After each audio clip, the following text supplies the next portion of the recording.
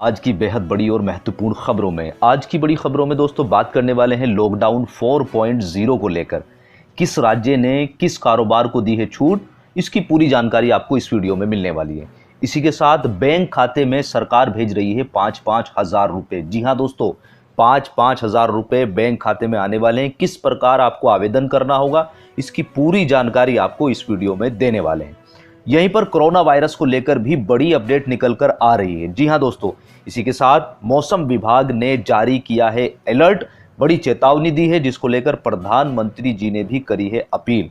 खबरों में और भी है बहुत कुछ। चैनल पर पहली बार विजिट कर रहे हैं तो सब्सक्राइब जरूर कर लीजिएगा। नीचे आपको लाल रंग का सब्सक्राइब का बटन दिख रहा है, इसे दबाकर सफेद बना दो और इसी के बराबर में घंटी है, उस घंटी को भी दबा देना।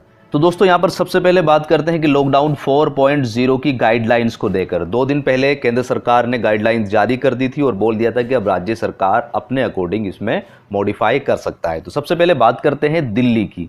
दिल्ली के सीएम अरविंद केजरीवाल ने सोमवार को प्रेस कॉन्फ्रेंस करी और उन्होंने बोला कि भाई कोरोना वायरस से तो लड़ना ही है, ये जंग हमारी जारी रहेगी, लेकिन इसी के साथ अर्थव्यवस्था को खोलने के लिए भी धीरे धीरे हमें बढ़ना होगा।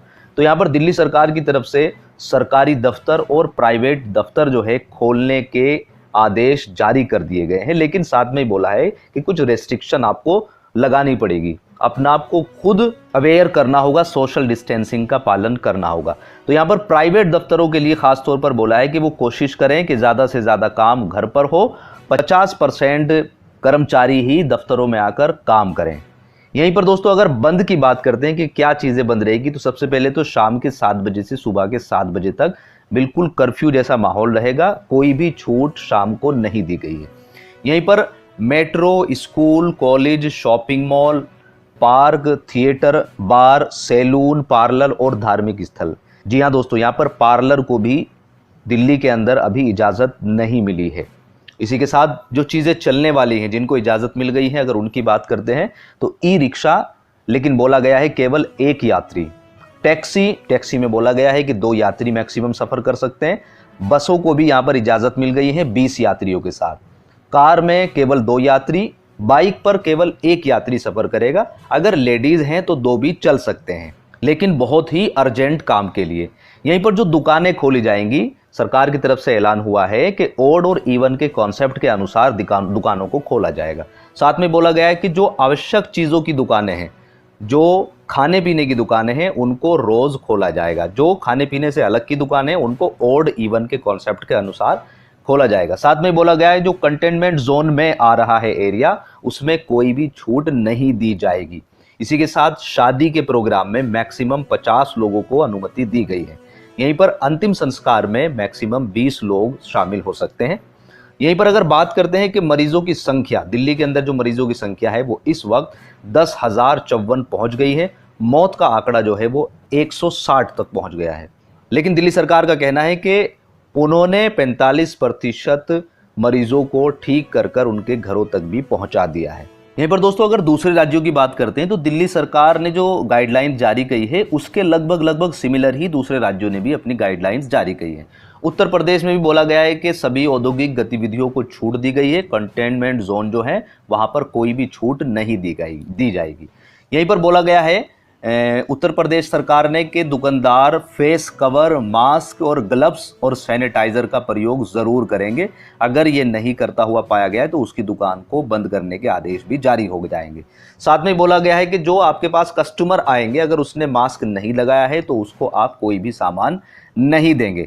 हर दिन अलग बाजार खुलेंगे। इसकी विस्तृत जानकारी सरकार ने बोला है कि व्यापार मंडल के साथ बैठक करेंगे, उसके बाद बताएंगे कौन सा बाजार किस दिन खुलेगा। इसी के साथ प्रिंटिंग प्रेस और ड्राई क्लीन्स की दुकानों को भी खोलने की यूपी में अनुमति मिल गई है, लेकिन यहाँ पर बोला गया है कि बसों की अनुमति नहीं दी जाएगी। साथ में ही जो कार बाइक का जो पूरा कॉन्सेप्ट है वो जैसा दिल्ली सरकार ने बोला है वही यहाँ पर यूपी सरकार ने भी बोला है। यहीं पर बिहार सरकार की भी लगभग सिमिलर सी गाइडलाइंस है। कुछ चीज़ें अलग है कि दुकानें खुलेंगी, लेकिन समय सीमा जो है वो डीएम के अनुसार, जो जिले पे डीएम रहेंगे उनके अनुसार समय सीमा जो है वो निर्धारित करी जाएगी। साथ में ही बिहार सरकार ने डिसीजन लिया है कि यहाँ पर बसें नहीं चलाई जाएंगी। इसी के साथ जो पंजाब सरकार है, पंजाब सरकार का डिसीजन है कि दुकानें खुलेंगी सुबह 7 बजे से शाम 6 बजे तक। सीमित स्टाफ यहाँ पर काम करेगा और सारी आवागमन जो है वो एज इट इज चलती रहेंगी। बसों को भी परमिशन है और कारों को भी पंजाब सरकार ने परमिशन दी है, लेकिन साथ में ही गाइडलाइंस का पालन किया जाएगा, सोशल डिस्टेंसिंग का।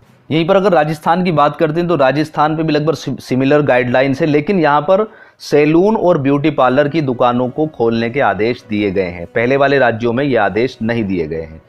साथ में ही राजस्थान में बसें चलेंगी, लेकिन पान, गुटखे, तंबाकू उत्पादकों पर रोक रहेगी। इसी के साथ दोस्तों एक और अपडेट निकल कर आ रही है आप लोगों के लिए कंस्ट्रक्शन मजदूरों के लिए। जी हाँ, सरकार ने 5-5 हज़ार रुपये देने का फैसला लिया है कंस्ट्रक्शन मजदूरों को। जी हाँ दोस्तों, दिल्ली के मुख्यमंत्री अरविंद केजरीवाल ने लॉकडाउन के बीच एक बार फिर से कंस्ट्रक्शन मजदूरों की आर्थिक मदद करने का ऐलान किया है। सीएम केजरीवाल ने कहा है कि दिल्ली में कंस्ट्रक्शन का काम करने वाले मजदूरों को इस महीने एक बार फिर से 5-5 हज़ार रुपये की राशि दी जाएगी। जी हाँ दोस्तों, अब आपको करना क्या होगा, आपको ये स्क्रीन पर दिख रहा है कि जिन मजदूरों का रजिस्ट्रेशन का नवीनीकरण नहीं हुआ है वो इस सुविधा का लाभ उठाने के लिए दिल्ली सरकार की ई डिस्ट्रिक्ट साइट जो आपको यहाँ पर दिख रही है इस पर क्लिक करें और आवेदन कर दें। इस साइट का लिंक जो है नीचे मैं डिस्क्रिप्शन में भी दे रहा हूं आपको, आप सीधा उस पर क्लिक कर इस साइट पर जाकर अगर आपने अभी तक रजिस्ट्रेशन नहीं किया है तो रजिस्ट्रेशन कर दें। जैसे आप रजिस्ट्रेशन करेंगे दिल्ली सरकार की तरफ से आपको 5,000 रुपये की राशि आपके बैंक खाते में ट्रांसफर कर दी जाएगी। दूसरी बात यहाँ ध्यान रखेंगे, जितनी भी साइट्स हैं ये जो गवर्नमेंट प्रोवाइड कर रही है उस पर रश ज़्यादा है, तो हो सकता है कि ये साइट थोड़ी सी प्रॉब्लम करे, लेकिन जब कोशिश करेंगे तो डेफिनेटली ये काम करना भी शुरू कर देगी। यहीं पर दोस्तों इस लॉकडाउन में हर व्यक्ति परेशान है, लेकिन अगर सबसे ज़्यादा परेशानी देखी जाएगी तो वो प्रवासी मजदूरों की तस्वीर सामने निकल कर आती है। प्रवासी मजदूर लगातार कोशिश कर रहे हैं, अपनी सरकारों से अनुरोध कर रहे हैं कि उनको इस राज्य से निकाला जाए, अपने राज्य में भेजा जाए, अपने घर पर भेजा जाए। सरकारें भी लगातार कोशिश कर रही है, लेकिन कल 3 तस्वीरें सामने आ रही हैं गुजरात से, यूपी से और हरियाणा से, कि अब मजदूरों का जो धैर्य है वो साथ छोड़ना शुरू कर दिया है और उनका गुस्सा भी सामने आने लगा है। गुजरात के अहमदाबाद में सैकड़ों संख्या में जो मजदूर सड़क पर जा रहे थे, जब पुलिस ने उनको रोकने की कोशिश करी तो उन्होंने पुलिस पर पथराव करना शुरू कर दिया है, जिसमें 2 पुलिस वाले घायल भी हो गए। इसी के साथ गाजियाबाद में स्पेशल श्रमिक ट्रेन के लिए रजिस्ट्रेशन जैसे ही शुरू हुआ तो वहां पर भी हजारों की भीड़ इकट्ठा हो गई है, जिसको अधिकारी सही तरीके से मैनेज नहीं कर पाए। और यहीं पर अगर हरियाणा के सोनीपत की बात करते हैं तो यहाँ पर 2000 से भी ज़्यादा मजदूर बस को पकड़ने के लिए स्टैंड पर जुटे। इसी के साथ दोस्तों अगली खबर निकल कर आ रही है अमेरिका से। अमेरिका के पूर्व राष्ट्रपति बराक ओबामा ने बोला था कि ट्रंप जो है कोविड-19 की सिचुएशन को सही प्रकार से हैंडल नहीं कर पा रहे हैं। इसी का अब जवाबी हमला शुरू हुआ, ट्रंप का जवाबी हमला। उन्होंने बोला है कि बराक ओबामा राष्ट्रपति बनने के लायक ही नहीं थे।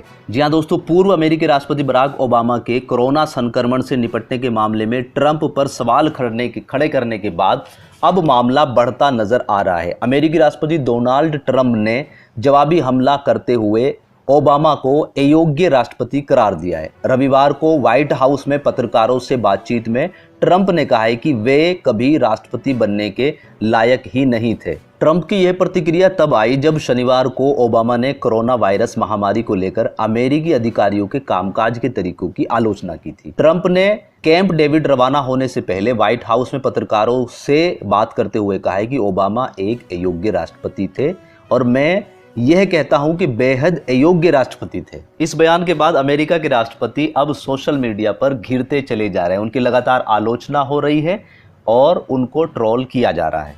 तो दोस्तों बढ़ते अपने मौसम समाचार की तरफ, मौसम विभाग की तरफ से अलर्ट जारी किया गया है। दिल्ली मौसम विभाग के डायरेक्टर ने कहा है कि अम्फान 12 घंटे में एक सुपर चक्रवात में बदलेगा। यह भी उत्तर पूर्वी दिशा में गति करेगा। 20 तारीख को दोपहर या शाम को ये दीघा द्वीप के बीच से पार करेगा। इस दौरान इसकी गति 155 से 165 किलोमीटर पर घंटा होगी और गंभीर होने पर 185 किलोमीटर पर घंटा भी हो सकती है। चक्रवात तूफान अम्फान ने सोमवार को बेहद विकराल रूप ले लिया है, जिसके चलते अब ओडिशा के तटीय इलाकों में तेज हवाएं चलने के साथ भारी बारिश भी हो सकती है। इस चेतावनी के बाद राज्य सरकार 11 लाख लोगों को इन इलाकों से निकालने की तैयारी में जुट गई है। वहीं दूसरी तरफ प्रधानमंत्री नरेंद्र मोदी ने इस तूफान को लेकर समीक्षा की, जिसमें गृह मंत्री अमित शाह भी मौजूद रहे और आह्वान किया कि सभी लोग इस तूफान से सतर्क रहें। इसी के साथ अगले 24 घंटे में मौसम का कैसा होने वाला है मिजाज, उसको भी जान लेते हैं। मौसम विभाग की तरफ से अगले 24 घंटे के दौरान केरल, तटीय कर्नाटक और दक्षिणी तमिलनाडु के कुछ हिस्सों में तेज बारिश होने की आशंका जताई जा रही है। वहीं पर आंतरिक तमिलनाडु, आंतरिक कर्नाटक, मध्य महाराष्ट्र, छत्तीसगढ़ के कुछ हिस्से और गंगी पश्चिमी बंगाल, उड़ीसा और उत्तर पूर्वी राज्यों में कुछ स्थानों पर बारिश के आसार नजर आ रहे हैं।